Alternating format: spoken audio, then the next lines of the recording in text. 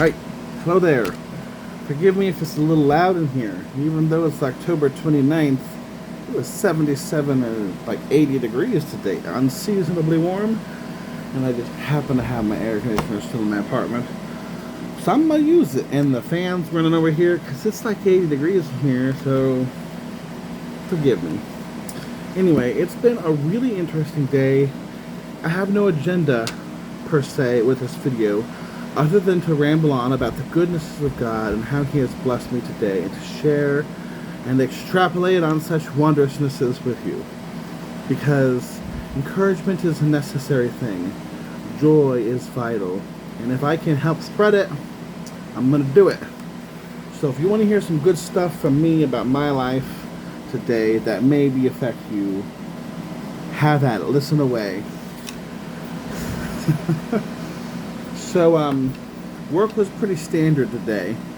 I unfortunately didn't get there as soon as I'd like. But I got there, and I got some things done. The second job went fine too. I got things done there too. I am not always, I want to say, the nicest with my secondary job. Like my boss, I feel like I'm a little quick with her sometimes, quick and critical, and I'm trying to work on that, and she never complains or tells me, but it's what I feel inside myself.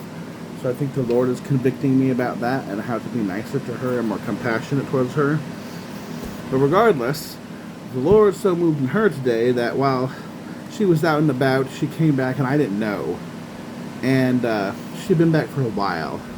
And she came in and she's like, "So I did something for you." I'm like, "What did you do?" She's like, "I washed your car." And I'm like, "What? What?" She's like, "Well, I couldn't get to all of it because you parked so close to the house, but like, I wiped it all down as much as I could with the garden hose because I had it on." And I'm like, "Really?" That is...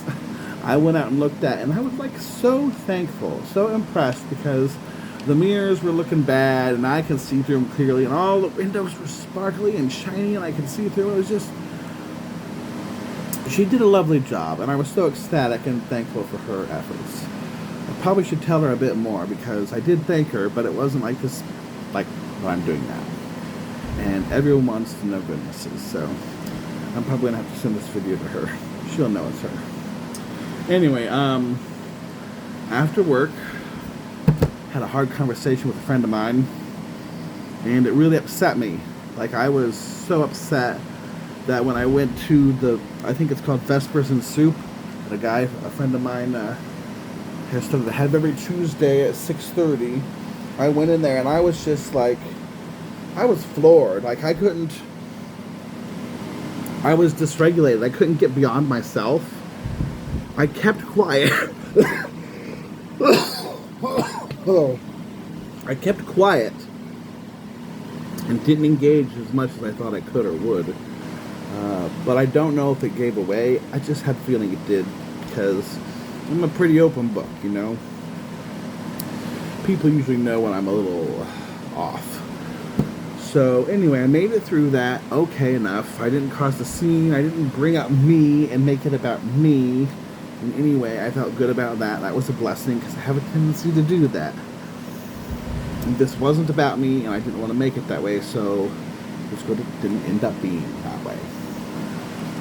And right as I was getting ready to leave, I got a phone call from a friend of mine, and I wasn't expecting it. And he wanted to talk, and we helped each other. He had a bad day and wanted to not go into great extrapolative, exuberant detail about how it went wrong, but there was this weight on him that needed to come off. It needed to get out. And he just wanted to tell me how he had a bad day because his boss was rough and yelled at him and stuff, and how they had these arguments that didn't help or weren't conducive to any goodness. And I could tell, because I asked later on after we had talked, like, is there anything else I can do for you? Because I want to respect you. I know that you just wanted to tell me what you did, and I let you, and I listened. I was happy to do so, but like, if that's enough, please, I'm grateful. But if not, I can do more, you know.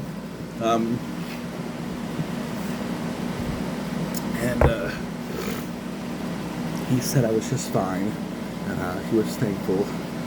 And I kind of unloaded on him. He was so kind to listen to me and so gracious in his listening. And one thing I did like that was kind of hard, like I was talking about difficult things, matters of my heart, the human heart, that have been, I've had a heart all my life. It's not easy having a heart. No human has it easy. So I was relaying the hard difficulties of my heart to him in a way that I knew he could understand, and trying my best to make sure he did. And there were times when he's like, God says, so it's what God says. Like, he was like very firm, and he was pushing it home, and I was like, I don't want to hear this in my head. I don't want to hear this. But I knew I needed to. And I was happy to hear it in a not happy kind of way. And I'm glad that I didn't argue with him about it, and I'm glad that I didn't bicker with him about it, and I'm glad that I took it from him, and I'm glad that he did it. Thank you, Jesus. Putting that on my friend's heart. Tell me that what you say is what you say. And so I felt seen and heard through that conversation. Felt loved and held. And since after that I went to the library here at my college, because it's open till midnight, but I was still feeling the weight of it all. Like I was like, oh. So I went there, and I got to write about 4 pages in my journal. See, I don't think anyone knows this, but I love being alone together. Being alone in my apartment is not the same as being alone in the library full of people. Sure, they're all there, but they're not really there for me. They're really not there to engage me. Their presence is an aspect of humanity that gives me comfort and peace. It's a mere reminder, you're not alone. And I need that a lot. I don't get that being here. Even with my beautiful artwork, I don't get it being alone here. And so it was nice. I got to journal. Another one of my friends shared a song with me that was meaningful to him, and it hit home like a box of chocolates. And so I put that on repeat as I journaled, and thanked him for it.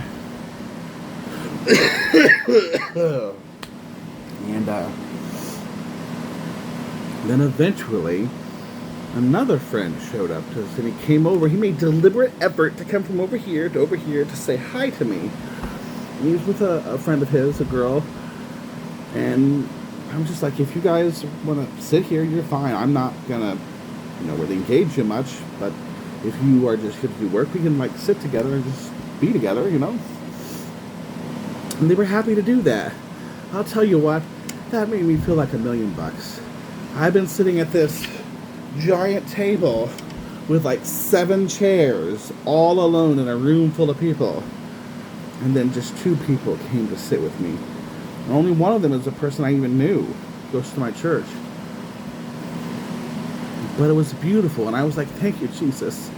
And I'm even less alone, and I didn't want to be alone, but alone together is will do. And so after some more writing and sitting and things,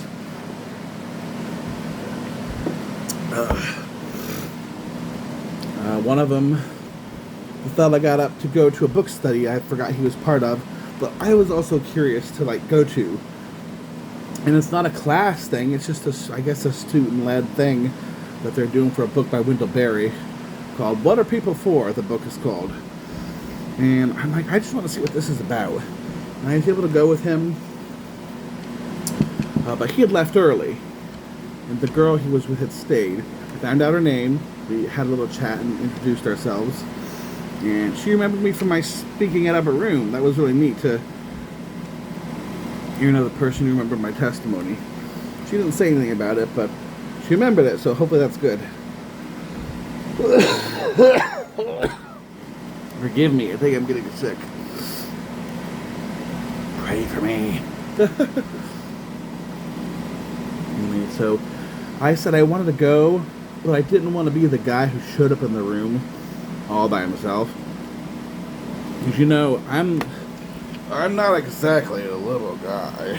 So when I go somewhere, if the earth doesn't shake, the people see me. And so I didn't want to be the elephant walking in the room for everyone to be like, you know, I didn't want that. And this girl was so kind. She said, you know what? I'll go with you. We can go in together. I thought it was really sweet of her, so thank you. And then I participated in the book study. Like, I hadn't even read the book, but I knew the motifs. I knew the score of this tune. So I was able to jump in at various points and ask appropriate questions, I thought, and give good dialogue, but not run the show.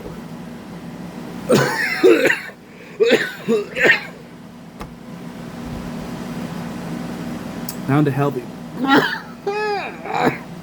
healthy balance of being me, engaging,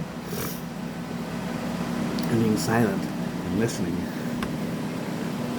Afterwards, I left. And here's another thing Jesus did. Jesus didn't... He's all over this. He's all over the people who sat with me.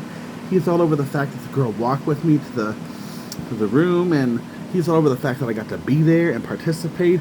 He's all over the fact that I'm home now safe, and I've had all these wonderful conversations with friends who care about me and love me to guide me. Jesus is all over this. His love oozes from it. And it wasn't even done, because when I left, there was a girl who said, thank you so much for your conversation and your dialogue, because it really encouraged me. It felt like it helped bring it around to the scripture and what the Bible would say about things. And I was really thankful to hear her say that, because I kind of felt like I'd talked too much even though I wasn't trying to. I was trying to be conscious of that, you know. And another girl said the same thing as I was leaving. I went to the bathroom and left the building officially. There were some people hanging out.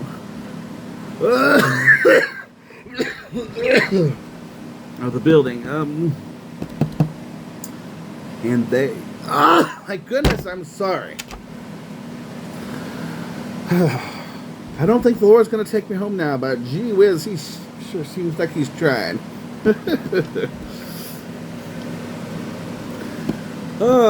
So the guy I thought or perceived who was leading the group was out there with some girls chatting about this and that, I guess.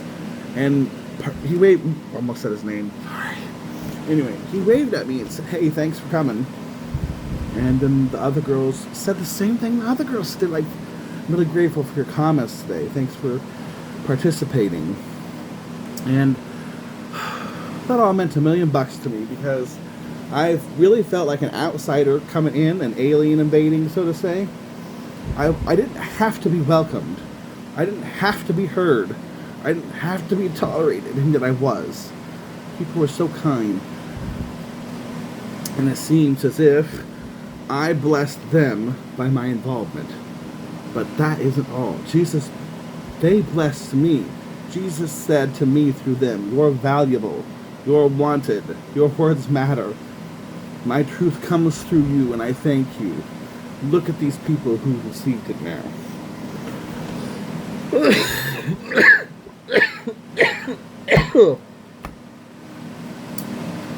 Anyway, I'm going to go crawl into a corner and hack up my lungs now. And snot to death. Have a good day, everyone.